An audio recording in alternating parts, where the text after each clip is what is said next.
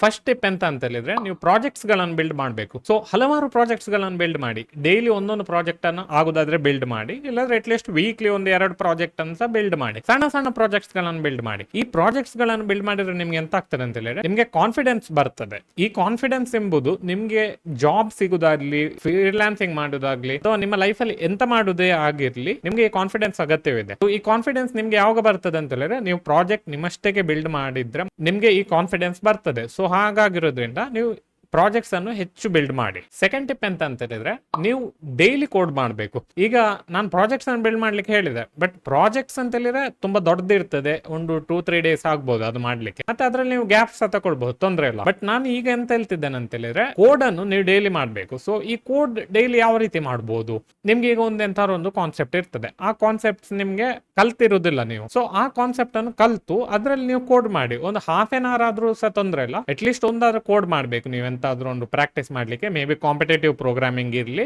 ಅಥವಾ may be ಎಂತಾದ್ರೂ database related ಅಂತದ್ದು ವಿಷಯ ಸಹ ಇರ್ಲಿ. ಬಟ್ ನೀವು at least half an hour every single day ನೀವು ಅದನ್ನು ಕಲಿಬೇಕು. ಈ ಕಲಿಯುವುದು ಎಂತಂತ ಹೇಳಿದ್ರೆ ಫಸ್ಟ್ ಹೇಳಿದಾಗೆ ಕಾನ್ಫಿಡೆನ್ಸ್ ಬರ್ಲಿಕ್ಕೆ, ಅಷ್ಟು ಮಾತ್ರ ಅಲ್ಲ ನಿಮಗೆ ಪ್ರಾಕ್ಟೀಸ್ ಆಗ್ಲಿಕ್ಕೆ. ನೀವು ಕೋಡ್ ಅನ್ನು ಡೈಲಿ ಮಾಡ್ತಾ ಇದ್ರೆ ನಿಮ್ಗೆ ನಿಮ್ಮ ಬ್ರೈನಿಗೆ ಅದೊಂದು ರೀತಿ ಎಂಬೆಡ್ ಆಗಿ ಪ್ರಾಕ್ಟೀಸ್ ಆಗೋದ್ರಿಂದ ನಿಮ್ಗೆ ನೆಕ್ಸ್ಟ್ ಟೈಮ್ ನೀವು ಯಾವತ್ತಾದ್ರು ಪ್ರಾಜೆಕ್ಟ್ಸ್ ಇರ್ಲಿ, ಅಥವಾ ಎಂತಾದ್ರು ಒಂದು ಎಕ್ಸಾಮ್ ಇರ್ಲಿ, ಇಂಟರ್ವ್ಯೂ ಇರ್ಲಿ, ಎಂತ ಇದ್ರೂ ಸಹ ನಿಮ್ಗೆ ಆಟೋಮೆಟಿಕ್ ಆಗಿ ಆನ್ಸರ್ಗಳು ಬರ್ಲಿಕ್ಕೆ ಸ್ಟಾರ್ಟ್ ಆಗ್ತದೆ. ಸೊ ಹಾಗಾಗಿರೋದ್ರಿಂದ ನೀವು ಡೈಲಿ ಕೋಡ್ ಮಾಡಬೇಕು. ನಿಮಗೆ ಎಕ್ಸಾಮ್ ಇರ್ಬೋದು ಕೆಲವು ದಿನ ನಿಮ್ಗೆ, ಅಥವಾ ಯಾವ್ದಾದ್ರು ಒಂದು ಫ್ಯಾಮಿಲಿ ಫಂಕ್ಷನ್ ಇರ್ಬೋದು, ಬಟ್ ಅಟ್ಲೀಸ್ಟ್ 15 to 20 ಅಥವಾ half an hour ಕೋಡ್ ಮಾಡುದು ಅಷ್ಟೆಂತ ಕಷ್ಟ ಇಲ್ಲ. ಸೊ ನೀವು ಅದನ್ನ ಮಾಡ್ಲೇಬೇಕು, ಡೈಲಿ ಮಾಡಿ. ನಿಮ್ಮ ಡೈಲಿ ಅಂತೇಳಿದ್ರೆ ಯಾವಾಗ ತನಕ ನೀವು ಕಲಿಯೋ ತನಕ ಮಾತ್ರ. ನೀವು ಒಂದ್ಸರಿ ಕಲ್ತು ಎಲ್ಲ ಪ್ರಾಕ್ಟೀಸ್ ಆಗಿ ನಿಮಗೆ ಫುಲ್ ಕಾನ್ಫಿಡೆನ್ಸ್ ಬಂದ ನಂತರ ನೀವೆಂತ ಮಾಡುವ ಅಗತ್ಯ ಇಲ್ಲ. ಬಟ್ ನೀವು ಕಲಿತಿರುವಾಗ ನೀವು ಎಂತ ಬ್ರೇಕ್ ತಗೊಳ್ಳೋದು, ಅಥವಾ ಲೈಕ್ ನಾನು ಇವತ್ತು ಮಾಡುದಿಲ್ಲ ಕೋಡ್, ಹಾಗೆ ಹೇಳಲಿಕ್ಕೆ ಇಲ್ಲ. ಅಟ್ಲೀಸ್ಟ್ half an hour ಮಾಡ್ಬೇಕು ಅದನ್ನು. ಥರ್ಡ್ ಟಿಪ್ ಅಂತ ಹೇಳಿದ್ರೆ ಬೇಸಿಕ್ಸ್ ಗಳನ್ನು ಕಲೀರಿ. ಸೊ ಈ ಬೇಸಿಕ್ಸ್ ಗಳಂತ ಹೇಳಿದ್ರೆ ಎಂತ,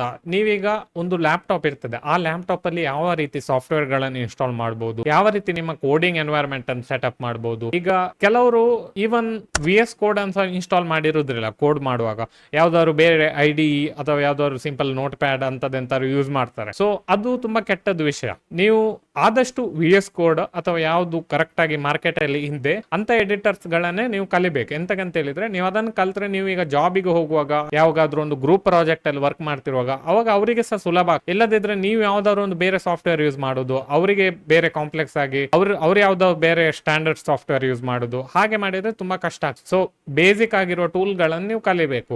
ಮೇ ಬಿ ಟರ್ಮಿನಲ್ ಅನ್ನು ಕಲಿಬೇಕು, ಅಥವಾ ಯಾವ್ದಾದ್ರು ಒಂದು ಡಾಟಾ ಬೇಸ್ ಅಂತದಿಂತದ್ದು ಎಲ್ಲ ಇನ್ಸ್ಟಾಲೇಷನ್ ಎಲ್ಲ ವಿಷಯಗಳನ್ನು ನೀವು ಕಲಿಬೇಕಾಗ್ತದೆ. ಈ ವಿಷಯಗಳು ಕಲಿಯುವಾಗ ನಿಮ್ಗೆ ಬೇರೆ ಬೇರೆ ಟಾಪಿಕ್ಸ್ ಗಳು ಇದ್ರಲ್ಲಿ ಸಿಗ್ತದೆ. ಈ ಟಾಪಿಕ್ಸ್ ಗಳು ನಿಮ್ಮ ಕೋಡಿಂಗ್ ಗೆ ರಿಲೇಟೆಡ್ ಇರ್ಬೋದು, ರಿಲೇಟೆಡ್ ಆಗಿರದೇ ಇರ್ಬೋದು, ಬಟ್ ನಿಮ್ಗೆ ಅದು ಕೋಡಿಂಗ್ ಗೆ ಹೆಲ್ಪ್ ಆಗ್ತದೆ ನೀವು ಆ ಟಾಪಿಕ್ ಅನ್ನು ಕಲಿತೀರಲ್ಲ. ಈಗ ಫಾರ್ ಎಕ್ಸಾಂಪಲ್ ನೀವೀಗ MySQL ಡಾಟಾಬೇಸ್ ಅನ್ನು ನೀವು ಇನ್ಸ್ಟಾಲ್ ಮಾಡ್ತೀರಿ, ಇದು ಕೋಡಿಗೆ ಡೈರೆಕ್ಟ್ ರಿಲೇಟೆಡ್ ಅಲ್ಲ, ಇನ್ಸ್ಟಾಲ್ ಆಲ್ರೆಡಿ ಆಗಿರ್ತದೆ. ಬಟ್ ನಿಮ್ಗೆ ಈಗ ಕಂಪನಿಗೆ ಹೋಗಿರುವಾಗ ನಿಮ್ಗೆ MySQL ಇದು ವರ್ಷನಿಂಗ್ ಅಂತ, ಅಥವಾ ಯಾವ್ದಾದ್ರು ಒಂದು ಲ್ಯಾಪ್ಟಾಪ್ ಅಲ್ಲಿ MySQL ಇನ್ಸ್ಟಾಲ್ ಆಗಿರದಿದ್ರೆ ಅದನ್ನು ಯಾವ ರೀತಿ ಇನ್ಸ್ಟಾಲ್ ಮಾಡಬಹುದು, ಇದೆಲ್ಲ ವಿಷಯಗಳು ನಿಮ್ಗೆ ಆಲ್ರೆಡಿ ಗೊತ್ತಿರಬೇಕಾಗ್ತದೆ. ಅದು ಬಿಟ್ಟು ನೀವು HTML ಮತ್ತೆ CSS ಅನ್ನು ಕಲಿಲೇಬೇಕು. ಎಂತಕ್ಕಂತ ಹೇಳಿದ್ರೆ ಈ HTML ಮತ್ತೆ CSS ವೆಬ್ ಡೆವಲಪ್ಮೆಂಟ್ ಇರ್ಲಿ, ಅಥವಾ ಯಾವುದೇ ಕೋಡಿಂಗ್ ಇದು ಕಾನ್ಸೆಪ್ಟ್ ಇರ್ಲಿ, ಇದರದೊಂದು ಬೇಸಿಕ್ ಕಾನ್ಸೆಪ್ಟ್. ಸೊ ಹಾಗಾಗಿರೋದ್ರಿಂದ ನಿಮ್ಗೆ ಒಂದು ಯೂಸರ್ ಇಂಟರ್ಫೇಸ್ ಯಾವ ರೀತಿ ಬಿಲ್ಡ್ ಮಾಡಬೇಕು ಅದನ್ನ ನೀವು HTML ಮತ್ತೆ CSS ಇಂದ ಸುಲಭದಲ್ಲಿ ಕರೆಕ್ಟ್ ಆಗಿ ಕಲಿಲಿಕ್ಕೆ ಆಗ್ತದೆ. ಸೊ ಹಾಗಾಗಿರೋದ್ರಿಂದ ನೀವೀಗ ಸಾಫ್ಟ್ವೇರ್ ಇಂಡಸ್ಟ್ರಿಗೆ ಬರುವ ಇಂಟ್ರೆಸ್ಟ್ ಅಲ್ಲಿ ಇದ್ರೆ, ಅಥವಾ ನೀವು ಆಲ್ರೆಡಿ ಸ್ಟೂಡೆಂಟ್ ಆಗಿದ್ರೆ, ನಿಮಗೆ HTML ಮತ್ತೆ CSS ಇಂಪಾರ್ಟೆಂಟ್. ನಾನೊಂದು HTML CSS ಇದೊಂದು ಕ್ರಾಶ್ ಕೋರ್ಸ್ ಮಾಡಿದ್ದೇನೆ, ಅದನ್ನ ನೀವು ನನ್ನ ಚಾನೆಲ್ ಗೆ ಹೋಗಿ ನೋಡಬಹುದು. ಮತ್ತೆ ಇನ್ನೊಂದು ವಿಷಯ ಅಂತ ಹೇಳಿದ್ರೆ ನಾನು ಇಂಗ್ಲಿಷ್ ಅಲ್ಲಿ ಒಂದು HTML ಮತ್ತೆ CSS ಇದು ಕೋರ್ಸ್ ಮಾಡಿದ್ದೇನೆ. ಸೊ ನೀವು ಅದನ್ನ ಸಹ ಚೆಕ್ಔಟ್ ಮಾಡಿ. ಅದ್ರಲ್ಲಿ ನಾನು ತುಂಬಾ ಡೀಟೇಲ್ ಆಗಿ ಎಕ್ಸ್ಪ್ಲೇನ್ ಮಾಡಿದ್ದೇನೆ, ತುಂಬಾ ಕಾಂಪ್ಲೆಕ್ಸ್ ಇಂಗ್ಲಿಷ್ ಅಂತ ಯೂಸ್ ಮಾಡಲಿಲ್ಲ, ನಾನು ಸಿಂಪಲ್ ಇಂಗ್ಲಿಷ್ ಅಲ್ಲಿ ಎಕ್ಸ್ಪ್ಲೇನ್ ಮಾಡಿದ್ದೇನೆ. ಸೊ ನಿಮ್ಗೆ ಇಂಟ್ರೆಸ್ಟ್ ಇದ್ರೆ ಅದ್ರ ಜಸ್ಟ್ ಎನ್ರೋಲ್ ಮಾಡಿ. ಅದರಲ್ಲಿ ನಿಮ್ಗೆ ಅದ್ರ ಎನ್ರೋಲ್ಮೆಂಟ್ ಅಂತ ಕಾಸ್ಟ್ ಇಲ್ಲ, ಅದು ಫ್ರೀ ಆಗಿರ್ತದೆ. ಮತ್ತೆ ವಿಡಿಯೋ ಚೆಕ್ ಮಾಡಿ, ನಿಮ್ಗೆ ಅರ್ಥ ಆಗೋದಾದ್ರೆ ಅದರಿಂದ ಸಹ ನೀವು ಕಲಿಬಹುದು. ಸೊ ಅದನ್ನ ಚೆಕ್ ಮಾಡ್ಲಿಕ್ಕೆ ಮರಿಬೇಡಿ. ಸೊ ಎಲ್ಲಿಂದ ಬೇಕಿದ್ರೆ ಕಲೀರಿ, ಬಟ್ ಅದನ್ನ ಕಲಿಯುವುದು ಒಂದು ಇಂಪಾರ್ಟೆಂಟ್, HTML ಮತ್ತೆ CSS ಮತ್ತೆ ಬೇರೆ ಬೇಸಿಕ್ಸ್ ಗಳು. ಫೋರ್ತ್ ಟಿಪ್ ಅಂತ ಹೇಳಿದ್ರೆ ಎರರ್ಸ್ ಗಳು ಬರ್ತದೆ. ನೀವೀಗ ಪ್ರಾಜೆಕ್ಟ್ಸ್ ಅನ್ನು ಅಥವಾ ಕೋಡ್ ಅನ್ನು ಅಥವಾ ನೀವು HTML CSS ಎಂತ ಕಲಿಯುವಾಗ ಸಹ ನಿಮಗೆ ತುಂಬಾ ಎರರ್ಸ್ ಗಳು ಬರ್ತದೆ. ಸೊ ಈ ಎರರ್ಸ್ ಗಳು ಬರುವಾಗ ನೀವು ಹೆದ್ರಿ, ಓ ಮೈ ಗಾಡ್, ಲೈಕ್ ನಾನು ಎಂತ ಮಾಡುದು, ಈ ಎರರ್ ಗಳನ್ನ ಯಾವ ರೀತಿ ಸಾಲ್ವ್ ಮಾಡುದು, ಇದು ನಂಗೆ ಸಾಲ್ವ್ ಮಾಡ್ಲಿಕ್ಕೆ ಆಗುದಿಲ್ಲ, ಇಂಪಾಸಿಬಲ್, ನಾನು ಈ ವೆಬ್ ಡೆವಲಪ್ಮೆಂಟ್ ಮಾಡ್ಬೇಕಾ, ಅಥವಾ ಈ ವೆಬ್ ಡೆವಲಪ್ಮೆಂಟ್ ನಂಗೆ ಫಿಟ್, ಇಂಥದ್ದೆಲ್ಲ ನಿಮ್ಗೆ ಡೌಟ್ ಬರ್ಲಿಕ್ಕೆ ಸ್ಟಾರ್ಟ್ ಆಗ್ಬಹುದು. ಬಟ್ ನೀವು ಒಂದೇ ಅಂತ ಇಲ್ಲಿ ಅಂಡರ್ಸ್ಟ್ಯಾಂಡ್ ಮಾಡ್ಬೇಕಂತ ಹೇಳಿದ್ರೆ ಎರರ್ಸ್ ಗಳು ನಿಮ್ಗೆ ಹೊಸ ವಿಷಯಗಳು ಕಲಿಸ್ತದೆ. ಸೊ ಈಗ ಒಂದು ಎರರ್ ಬಂದ್ರೆ ನೀವು ಅದನ್ನು ಸಾಲ್ವ್ ಮಾಡ್ಲಿಕ್ಕೆ ಮೇ ಬಿ 1 ಡೇ ತಗೊಳ್ಳುವಿರಿ ಅಥವಾ 2 ಡೇಸ್ ತಗೊಳ್ಳುವಿರಿ ಅಥವಾ ಕೆಲವು ಸರಿ 2-3 ಮಂತ್ಸ್ ಸಹ ತಗೊಳ್ಳುವಿರಿ. ಬಟ್ ನೀವು ಒಂದ್ಸರಿ ಆ ಎರರ್ ಅನ್ನು ಸಾಲ್ವ್ ಮಾಡಿದ ನಂತರ ಅವಾಗ ನಿಮ್ಗೆ ಎಷ್ಟು ತಲೆಯಲ್ಲಿ ಅಂಡರ್ಸ್ಟ್ಯಾಂಡ್ ಆಗಿರ್ತದೆ ಅಂತ ಹೇಳಿದ್ರೆ ನೆಕ್ಸ್ಟ್ ಟೈಮ್ ಯಾವ ತರ ಅಂತ ಎರರ್ ಅಥವಾ ಸಿಮಿಲರ್ ಎರರ್ ಬಂದ್ರೆ ಇಮಿಡಿಯೇಟ್ಲಿ ನಿಮ್ಗೆ ಗೊತ್ತಿರ್ತದೆ ಅದು ಯಾವ ರೀತಿ ಫಿಕ್ಸ್ ಮಾಡ್ಬೇಕು ಅಂತ.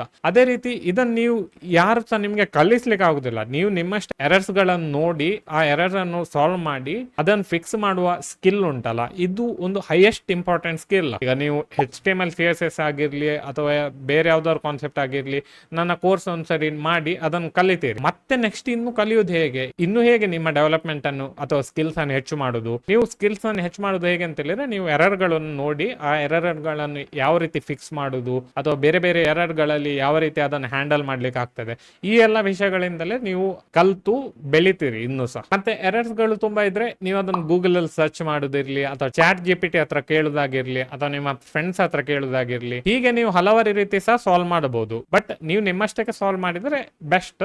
ಇಫ್ ಆಗದಿದ್ರೆ ಬೇರೆ ಟೆಕ್ನಿಕ್ ಅನ್ನು ಯೂಸ್ ಮಾಡಿ ಸಾಲ್ವ್ ಮಾಡಿ. ಸೊ ಇದರ್ ವೇ ನಿಮ್ಗೆ ಅದನ್ನ ಎರರ್ಸ್ ಗಳಿಂದ ತುಂಬಾ ಲೆಸನ್ ಗಳು ಕಲೀಲಿಕ್ಕೆ ಸಿಗ್ತದೆ. ಸೊ 5th ಟಿಪ್ ಎಂತ ಕೊಡ್ಲಿಕ್ಕೆ ಇಷ್ಟಪಡ್ತೇನೆ ಅಂತ ಹೇಳಿದ್ರೆ, ವೇಟ್ ಮಾಡಬೇಡಿ, ಕಲೀಲಿಕ್ಕೆ ಶುರು ಮಾಡಿ, ಇವತ್ತಿಂದಲೇ ಶುರು ಮಾಡಿ. ಎಂತಕ್ಕಂತ ಹೇಳಿದ್ರೆ ನಿಮ್ಗೆ ವೆಬ್ ಡೆವಲಪ್ಮೆಂಟ್ ಕಲೀಲಿಕ್ಕೆ ಇಂತ ಒಂದು ಕರೆಕ್ಟ್ ಆಗಿ ಡೇಟ್ ಇರ್ಲಿ ಅಥವಾ ಒಂದು ಟೈಮ್ ಇರ್ಲಿ ಅಂತ ಇಲ್ಲ. ನೀವು ಈ ವಿಡಿಯೋ ಯಾವಾಗ ನೋಡ್ತೀರಿ ಇಮಿಡಿಯೇಟ್ಲಿ ನೀವು ವೆಬ್ ಡೆವಲಪ್ಮೆಂಟ್ ಕಲಿಬಹುದು. ಆಲ್ರೆಡಿ ನನ್ನ ಚಾನಲ್ ಅಲ್ಲಿ ಬೇರೆ ಬೇರೆ ವಿಡಿಯೋಸ್ ಗಳಿದೆ, ಅದ್ರಲ್ಲಿ ನಾನು ವೆಬ್ ಡೆವಲಪ್ಮೆಂಟ್ ಕಲಿಸ್ತಿರ್ತೇನೆ. ಕೋರ್ಸ್ ಲಿಂಕ್ ಅನ್ನು ನಾನು ಡಿಸ್ಕ್ರಿಪ್ಷನ್ ಅಲ್ಲಿ ಹಾಕಿದ್ದೇನೆ, ಅಲ್ಲಿ ಹೋಗಿ ಸಹ ಕಲಿಬಹುದು. ಬಟ್ ಇದರ್ ವೇ ನಿಮ್ಗೆ ಇವತ್ತಿಂದಲೇ ಶುರು ಮಾಡಿ ನೀವು ವೆಬ್ ಡೆವಲಪ್ಮೆಂಟ್ ಕಲೀಲಿಕ್ಕೆ ಅಥವಾ ಬೇರೆ ಯಾವ್ದಾದ್ರು ಒಂದು ಕಾನ್ಸೆಪ್ಟ್ ಕಲೀಲಿಕ್ಕೆ. ಎಂತಕ್ಕಂತ ಹೇಳಿದ್ರೆ ನೀವು ಡಿಲೇ ಮಾಡಿದಷ್ಟು ನಿಮ್ಗೆ ಅದು ಲೇಜಿ ಆಗ್ತಾ ಹೋಗ್ತೀರಿ ನೀವು, ಮತ್ತೆ ನಿಮ್ಗೆ ಅದು ಅರ್ಥ ಆಗ್ಲಿಕ್ಕೆ ಸಹ ಟೈಮ್ ತಗೊಳ್ಳಿಕ್ಕೆ ಶುರು ಆಗ್ತದೆ. ಸೊ ಅದರಿಂದ ಡಿಲೇ ಮಾಡದೆ ಇವತ್ತಿಂದಲೇ ಸ್ಟಾರ್ಟ್ ಮಾಡಿ, ಸ್ವಲ್ಪ ಕಲೀರಿ ಮತ್ತೆ ವಾಪಸ್ ನಾಳೆ ಬಂದು ಕಲೀರಿ. ಅದೇ ರೀತಿ ಕಲಿತಾ ಹೋಗಿರಿ. ವಿದಿನ್ ನೋ ಟೈಮ್ ನಿಮ್ಗೆ ಅದು ಸ್ಕಿಲ್ ನಿಮ್ಗೆ ಅರ್ಥ ಆಗ್ತದೆ. ಮತ್ತೆ ನೀವು ಪ್ರಾಜೆಕ್ಟ್ಸ್ ಗಳನ್ನು ಬಿಲ್ಡ್ ಮಾಡ್ಲಿಕ್ಕೆ ಸ್ಟಾರ್ಟ್ ಮಾಡ್ತೀರಿ. ಮತ್ತೆ ನಿಮ್ಗೆ